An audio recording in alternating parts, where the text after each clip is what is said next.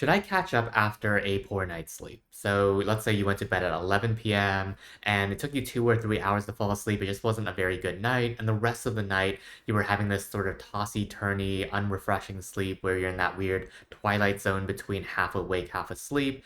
And the alarm's about to ring at 6 a.m. and you're wondering, like, should I sleep in until 8 or 9 or should I still get up at 6? Like, what should I do? And in this video, I'm going to answer that specific question and give you some theoretical considerations as to which one would actually be the better behavior based off your actual goals. Hi, if you're new here, my name is Dr. Parky. I'm a clinical psychologist and behavioral sleep medicine specialist. I provide insomnia coaching, and I'm also the author of the self-help book, The Insomnia Paradox, which teaches you CBTI strategies to become your own insomnia therapist and resolve your unique sleep problem. So I usually like to approach these dilemmas somewhat systematically based off our understanding of sleep science. So let's talk about the pros and cons of each of these alternative pathways, whether I should sleep in or whether I should, just get out at 6 a.m. So let's start with sleeping in. So what does sleeping in confer us in terms of its benefits? So if you didn't get enough hours of sleep, let's say you only got 4 or 5 hours of sleep, whereas your body typically needed 6 or 7 or 8, as a result, you're going to be somewhat sleep deprived. You're going to be a little bit more hungry for sleep during the day. You might not be functioning as well as you normally would be from a sleep deficit perspective. And you might find yourself in sort of increased risk of potential accidents. Like if you are feeling that strong sense of sleepiness, that if you are trying to drive, for example, it might be a bit tricky for you where, the amount of sleep deprivation may increase the risk of you potentially being in a car accident. So certainly there are some factors that really impact our ability to actually engage with the world when we are sleep deprived. So it makes good sense that if we do get that extra hour or two by sleeping into 7 or 8 or even 9, that might be helpful from a sleep deprivation perspective to help reduce the risk of sleepiness and the impact of sleepiness on our day. Another benefit of sleeping in is that it might reduce our anxiety in the current day, where we're thinking, oh my gosh, I only got 4 or 5 hours of sleep. Like, what tomorrow's gonna be like? It's gonna be horrible. Like, what if this happens again? So, in some ways, sleeping in could be a nice compensatory strategy to reduce at least short term distress. So, instead of saying, oh, I have to wake up at 6 a.m., now you're able to kind of say, okay, like, I gave myself an extra couple hours. Like, maybe I can survive through the day, which, at least in the moment can be quite helpful from reducing distress. On the other hand, in terms of some of the cons of sleeping in, one of the issues about sleeping in is that it reduces our appetite for sleep, otherwise known as sleep drive or sleep pressure. Because, normally if you woke up at 6 a.m. anyway, you'll have a little bit of the extra hunger from the previous night because you didn't have a good night's sleep. And because you're up and at 'em at 6, you're going to have more and more time throughout the day to build up that hunger for sleep that would help us to kind of the next night get a really, really nice good night's sleep. Whereas if you're sleeping until 7 or 8, all of a sudden you're expending a bit more of that sleep pressure and you're going to have less time throughout the day to build up that sleep drive. So it can be in some cases, especially people who struggle with chronic insomnia, be a perpetuator of reducing our overall ability to have sort of a high level of sleep drive by the end of the night. The other piece that is important from a sleep science perspective is that if you have some nights where you're sleeping in and some nights when you are waking up at 6 a.m., that inherent variability in when we go to bed and when we wake up, especially when we wake up, is going to impact our overall circadian rhythm. So our circadian clock, our internal clock, will never get the right input day after day in terms of regular wake and bedtimes, as well as sunlight in the morning that would allow us to have a very strong strengthened circadian clock to tell us when we should be awake and when we should be asleep. And this variability is going to create some of the symptoms that are commonly seen in jet lag.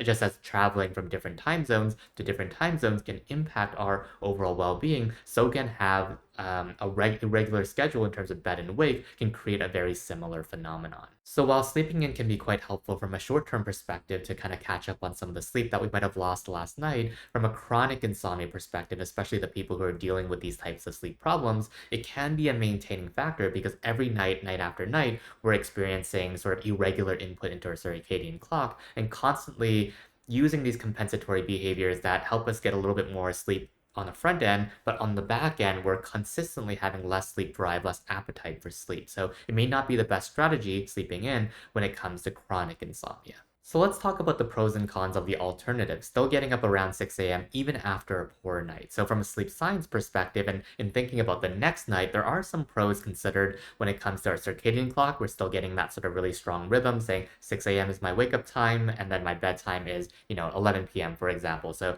our body continues to get regular input into our circadian rhythm, which is helpful from a sleep and wake perspective. As well, it's also going to help us build additional sleep pressure for the next night. So let's say you had a really poor night, you only got 4 or 5 hours of sleep, you're going to still be kind of hungry. So it's kind of like you're really hungry for dinner, but you only had like, a couple pieces of toast. You're still going to be pretty hungry. So that next time you eat, you're going to be extra hungry to get all that extra sort of food in. And in this case, it would be more from a sleep perspective where we're extra hungry for sleep the next night. So this gives us a better chance to really get and recover some of that deep sleep where we don't always recover all the quantity of sleep, but we certainly rebound in terms of the quality of sleep. So we spend more time in deeper stages of sleep with accrued additional sleep pressure. So from a sort of long-term perspective, it may be quite useful to still wake up at the same time, even based off some of the potential cons of like being somewhat sleep deprived that day, maybe being a little bit more, things are a little bit harder that day, that for the next night, it can be quite helpful to still wake up at the same time, even after a poor night. And although it seems like my suggestion after a poor night is still wake up at the same time every day,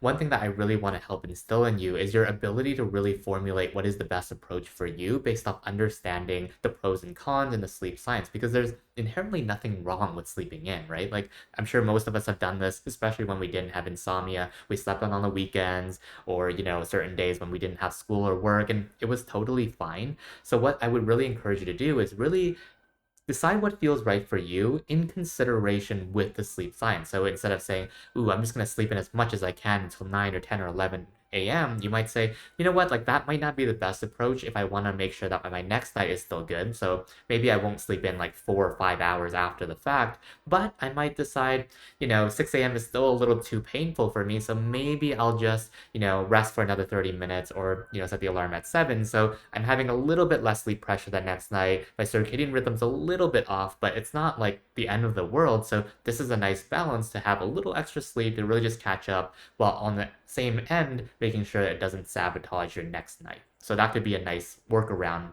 to accommodate both. So you can kind of decide what feels right for you and your goals. Now, as a clinician myself, from an insomnia lens, I usually recommend patients to still wake up around the same time, even after a poor night. Like, even if they're not necessarily up and at 'em and running a marathon, they can still, get up at 6 and maybe, have a cozier morning. Maybe they're still sitting in bed for a little bit. Maybe they're going to the couch where they're awake and benefiting from the extra sleep pressure and the circadian rhythm alignment, but they don't have to like immediately go and up and at 'em and do a bunch of different things. So that can be a nice in between so that we're really focusing on getting rid of the insomnia while also making sure that the treatment protocol is actually a good fit for them and being mindful of their pain points. So hopefully this video was helpful for you to think a little bit about some of the considerations that behavioral sleep clinicians have when it comes to, do I get out of bed at the same time even after I have a poor night, or does it make sense that I can sleep in a little bit, and sort of the nuances in between the two potential opposite actions. So hopefully that was helpful for you, and I'll see you in the next one. Bye bye.